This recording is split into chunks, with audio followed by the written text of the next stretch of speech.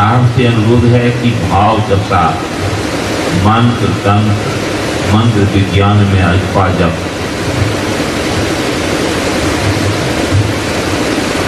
की क्या आवश्यकता है कृपया समाधान करने की कृपा।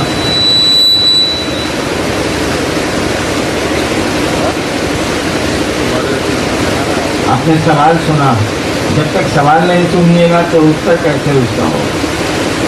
फिर से पढ़ा जा रहा, सुनिए। भाव दशा, मंत्र तंत्र विज्ञान में अजपा जप की क्या आवश्यकता है। पहला शब्द इस्तेमाल किया है प्रश्नकर्ता ने, भाव दशा। ये भाव क्या है? हम लोग कहते हैं कि शिष्य भाव, गुरु भाव, ये भाव क्या है? शिष्य भाव गुरु भाव को छोड़ दीजिए, चलिए हम लोग अपनी जिंदगी में देखते हैं अपनी भाव दशाओं को। पुत्र भाव, पति भाव, मित्र भाव, दुश्मन का भाव यानी दुश्मनी का भाव, इसका अर्थ हम लोग क्या लेते हैं? पुत्र भाव, पिता भाव, पति भाव, पत्नी भाव, भातृ भाव, भाई का भाव, भगिनी भाव माने बहन का भाव, इसका अर्थ हम लोग क्या समझते हैं? खूब समझते हैं। पुत्र भाव यानी कोई उसका पिता होगा। पुत्र भाव में वह व्यक्ति है, इसका मानी वह अपने पिता की परवाह करता है। पुत्र की भाव दशा क्या होगी? वह अपने पिता की चिंता करेगा, उसकी परवाह करेगा, उसके परवाह के चिंतन में रहेगा वो कि मैं क्या कर सकता हूँ कि मेरे पिता को असुविधा न हो, कष्ट न हो, सुख हो, आराम हो। इसको पुत्र भाव कहेंगे और यही पुत्र भाव की दशा कही जाए। पति भाव क्या है? पति भाव का मानी हो गया कि किसी पुरुष की कोई पत्नी है जिसके प्रति उसके पास पति का भाव है, या कोई पत्नी है जिसके मन में उसके अपने पति के प्रति पति का भाव। दोनों एक ही चीज उधर से कहिए इधर से। इसका अर्थ क्या हुआ? वही हुआ जो अभी हम बोल गए। जो पत्नी पति की चिंता में है, जो पति पत्नी की चिंता में है, उसकी परवाह की चिंता में है, उसकी परवाह करता है, उसका ख्याल करता है, कहा जाएगा कि इनके पास पति भाव है, इनके पास पत्नी भाव है, यही कहा जाएगा। अब सवाल यहाँ खड़ा है कि भाव दशा क्या है? भाव दशा तो स्पष्ट है। पूछने वाले का कहना यह है कि शिष्य भाव क्या है, गुरु भाव क्या है? गुरु भाव की व्याख्या है। गुरु भाव कहते हैं उस ईश्वर का वह भाव जिसमें दया भरी होती है, जिसमें अनुग्रह भरा होता है, इसको गुरु भाव कहते हैं। ईश्वर में दो स्थितियां हैं, इसको समझने की कोशिश करिए। एक ईश्वर की एक स्थिति है, सिक्के के दो पहलू है, सिक्का एक ही है। एक स्थिति है कि वह ईश्वर इच्छा करता है, सृष्टि होती है, रहती है, फिर टूटती है, यह क्रम लगातार चल रहा है। यानी वह ईश्वर इच्छा करता है, सृष्टि होती है, फिर रखने की इच्छा करता है, स्वाभाविक है, जब कोई चीज बनेगी तो रहेगी, रखने की इच्छा करता है, और फिर कोई चीज बन गई है तो रहेगी, फिर शनै शनै धीरे धीरे टूट जाएगी, तो फिर उसके टूटने की इच्छा करता है। जनरेशन, ऑपरेशन और डिस्ट्रक्शन, गॉड का जो अलग अलग ये शब्द बनता है, जी से जनरेशन, जनरेटर, ओ से ऑपरेटर, डी से डिस्ट्रॉय। ईश्वर इच्छा करते हैं और सृष्टि की उत्पत्ति, स्थिति और लय का क्रम लगातार सतत चलता रहता है। सोचिए जरा, उस ईश्वर ने इच्छा की और सृष्टि हुई यानी उसी की इच्छा का प्रतिफल है ये न सृष्टि, उसी की परिकल्पना न चरितार्थ हुई है, उसी की सोच न लागू हुई है, उसी का चिंतन, उसी की इच्छा न सामने दिखती है हमारे आप जीव और जगत के रूप में। यानी वही ईश्वर हमारे आपके रूप में बहुआ रहा है, यानी कहने का अर्थ हुआ अपनी इच्छा से जगत के आकर्षण में पड़ा हुआ। यह ईश्वर की इच्छा है, वह ईश्वर अपनी इच्छा से हमारे आपके रूप में जगत के आकर्षण में चल रहा है। ये चलने का सिलसिला किसी दिन तो खत्म होगा, किसी दिन तो टर्निंग पॉइंट आएगा, किसी दिन तो फिर वापसी की शुरुआत होगी। जो चीज जहां से चली है वहां को लौट जाएगी ना। उसने इच्छा की है और जीव और जगत बन गया है, रह भी रहा है, टूट भी रहा है। वही ईश्वर जब आदमी के रूप में आता है, वही ईश्वर जब मानव शरीर को धारित करता है जगत की इच्छा के कारण, स्थूल की इच्छा के कारण, इतना समय नहीं जिसकी मैं अलग से व्याख्या करूं। तो जब मनुष्य की स्थिति में आता है, यानी उसका मन, मानव का मानी होता है, उसके पास मन होता है, उसका मन जब प्रभावी होता है, उसका मन जब उस पर असर डालता है, उसका मन जब उसको प्रेरित करता है अपनी ओर चलने में, हमारा आपका मन प्रेरित करता है हमको आपको उस दिशा में चलने के लिए जिधर मन ले जाना चाहता है। तब ये आदमी जो है ये कहता है कि मैं करता हूं, हम बनौले बनी खेत हो, हमार बेटा हो, हमार घर हो, हमार जिंदगी हो, हमार मेरा रू, हमार पति, मेरा, मैंने ये काम किया, मैं पढ़ा हूँ इसीलिए आज अफसर बना हूँ, इसीलिए कमीशन मैंने पास किया।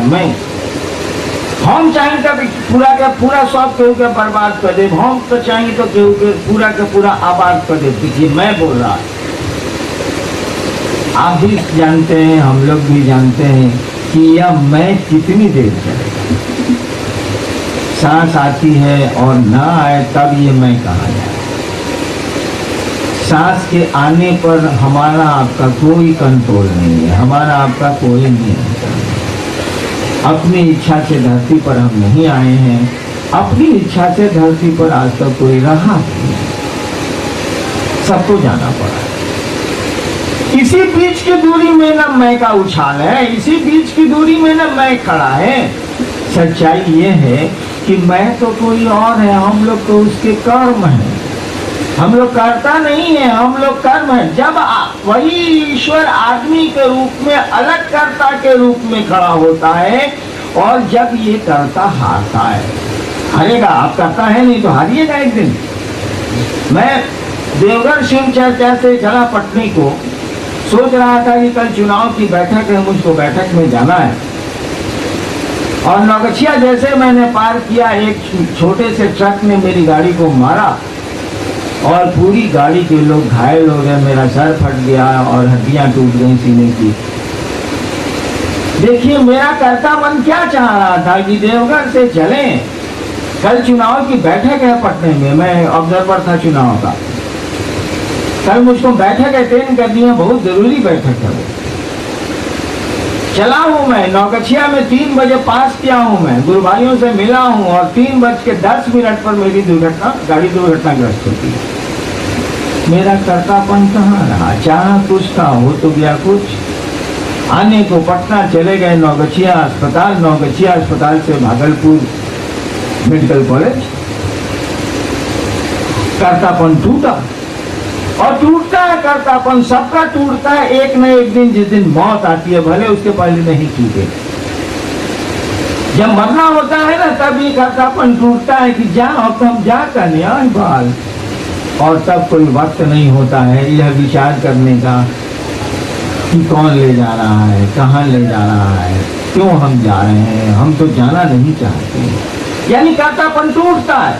जब कर्तापन टूटता है इसी जीवन में, हाथ जाइएगा तो टूटेगा। जब कर्तापन टूटता है इसी जीवन में, तब ख्याल आता है कि के हो जैसन करेला। हम जात्र नहीं हो पटना पहुंच गए नहीं अस्पताल। मैं अपनी बात करता हूँ सर किए बात हम जात्र नहीं हो पटना पहुंचा दे अस्पताल। साला कोई है जरूर। चाह कुछ होता कुछ है। चाह बेटी हुआ बेटा, चाह बेटा हुई बेटी। साला का जवाब है चाहते कुछ है होता कुछ है।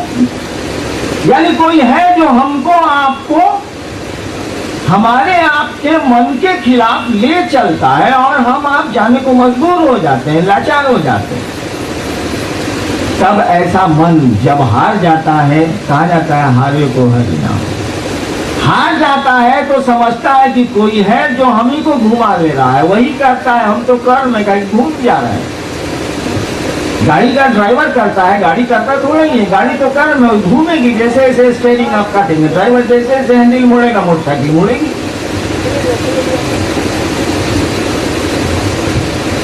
ये जो आदमी जब दूसरे को कर्ता मानता है और तब उसकी तलाश शुरू करता है, तो इसको मालूम है कि ये जो भगवान है ना, वो उसके बारे में जोड़ते हैं। जोड़ने वाले का नाम है गुरु। ये जानता है, समाज में उसको सिखलाया कि गुरु होते हैं जो शिव से शिष्य को मिलाते हैं, जो ईश्वर से जीव को शिष्य को जोड़ते हैं। वह गुरु की तलाश में जाता है। अब देखिए, मैं वहां था। ईश्वर की एक इच्छा सृष्टि की इच्छा है, दूसरी इच्छा दया की है। अगर दया की इच्छा उसकी ना हो तब तो कोई इंसान किसी गुरु की ओर जाएगा ही नहीं, कोई गुरु पैदा ही नहीं होगा, क्योंकि उसके अलावा तो कुछ हो ही नहीं सकता है। उसने चाहा है, सृष्टि हुई है, वह चाहता है कि आपका मेरा कर्ता भाव एक समय में टूट जाए और आप और हम उस ईश्वर की ओर, उस परमात्मा की ओर चलें।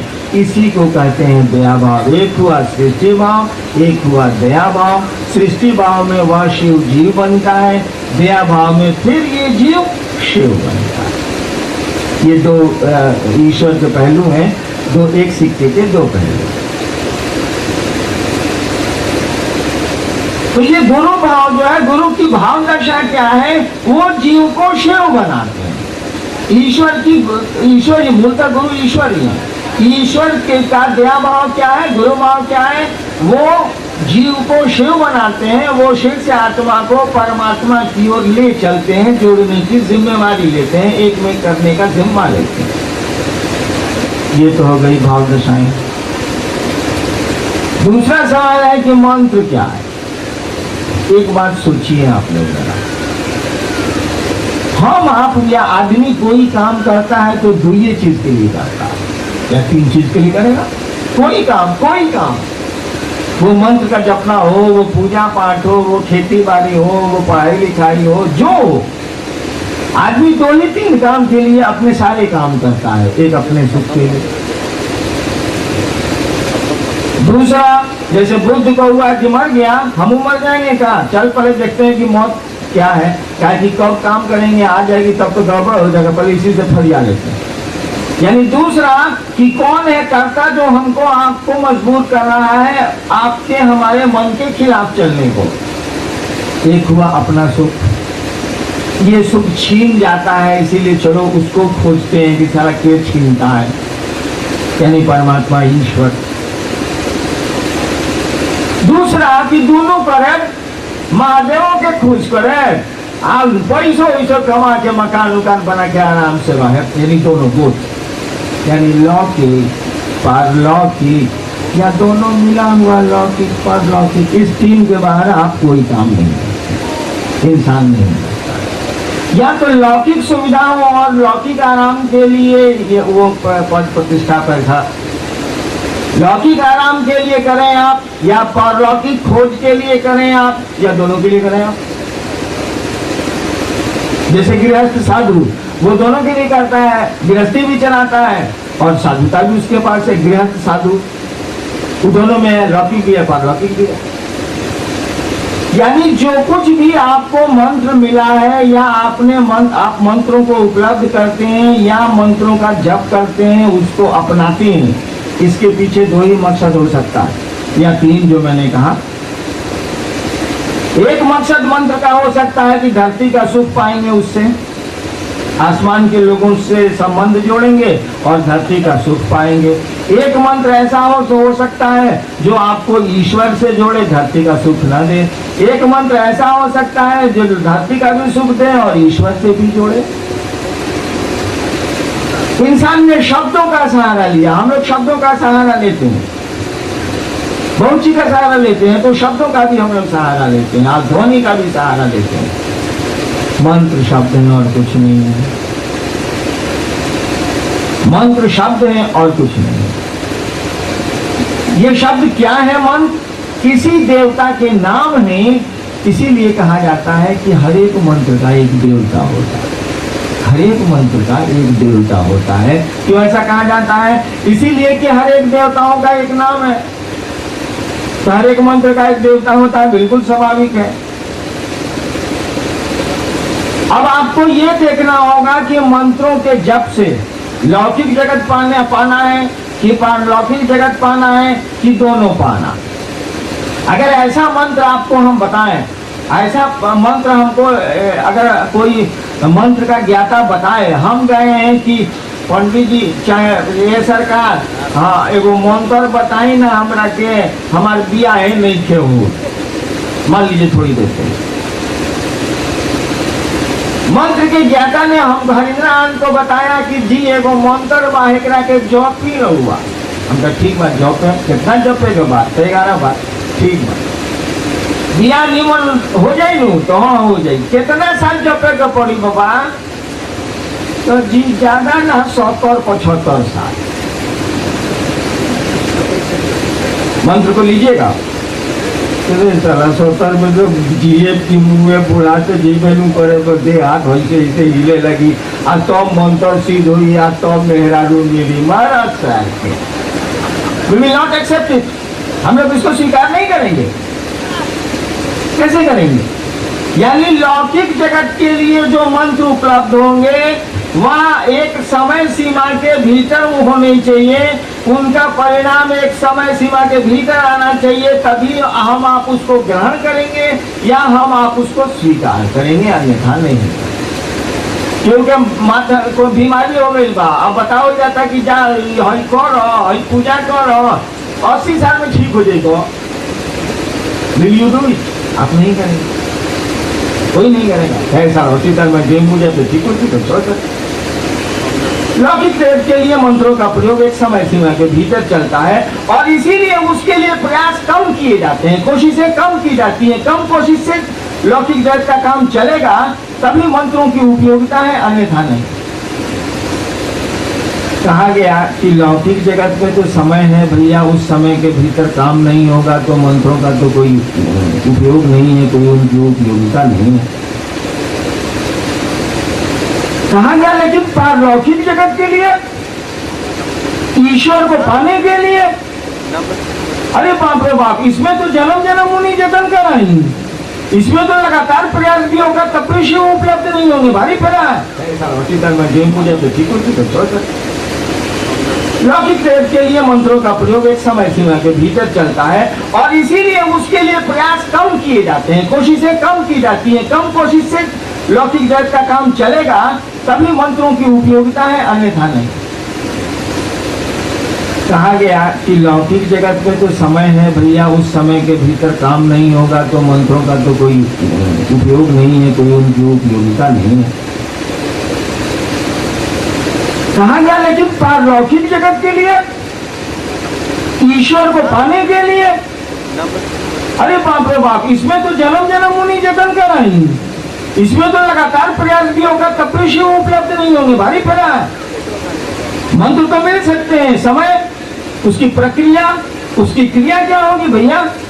अगर 108 बार जपेंगे हम ईश्वर को पाने के लिए तो ठीक है, 5 माला कर सकते हैं, 11 माला कर सकते हैं। एक आदमी हमको मिला था मधेपुरा में जो 51 माला करता था नमः शिवाय।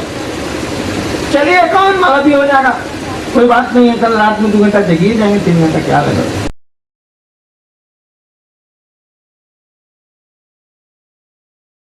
बड़ा काम है ये, सूक्ष्म अति सूक्ष्म है वो, उसको तो पाना बड़ा कठिन है।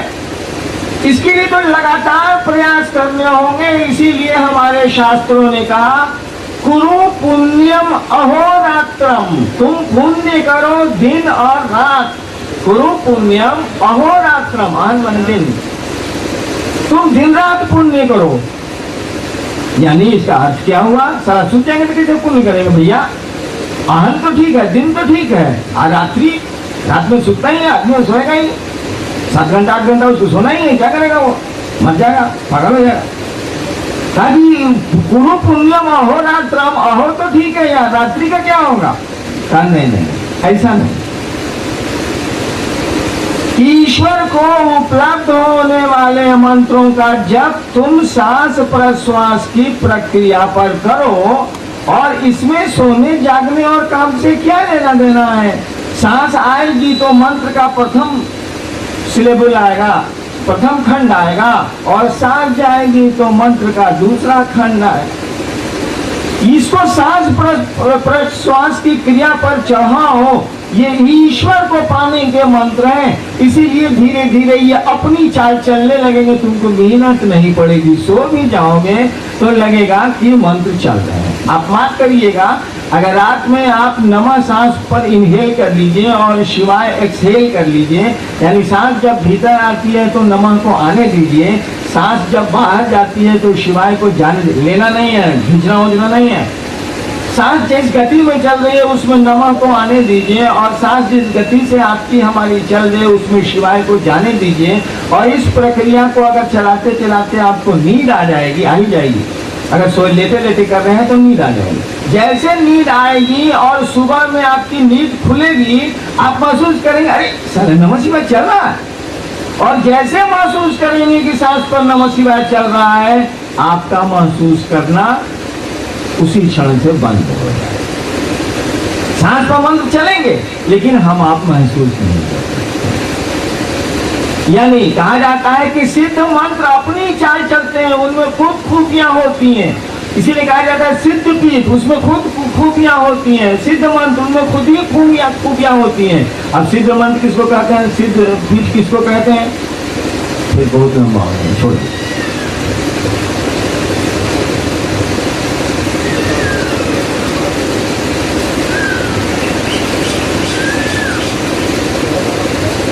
अब बताइए, आप जरा सोचिएगा, आप लोग सभी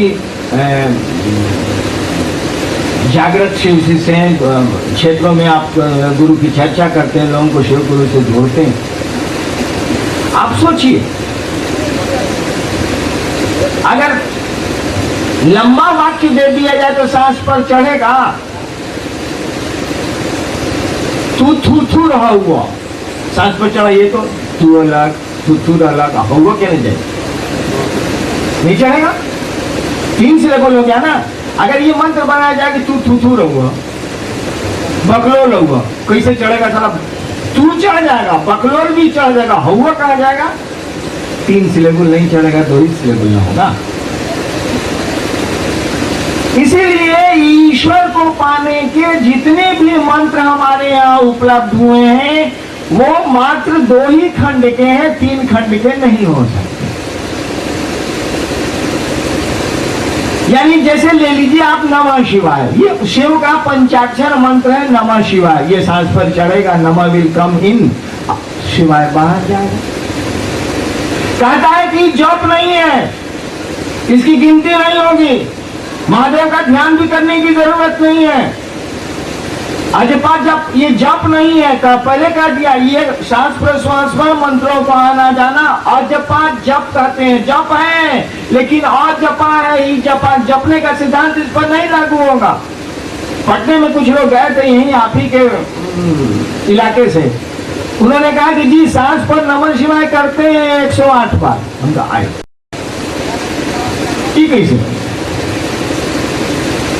सांस पर नमः शिवाय 108 पर कैसे हो सकता है भैया? वहां तो गिनती हो ही नहीं सकती है, तो 108 पर कैसे हो जाएगा? एक आदमी की सांस 24 घंटे में 21,600 बार चलती है औसतन।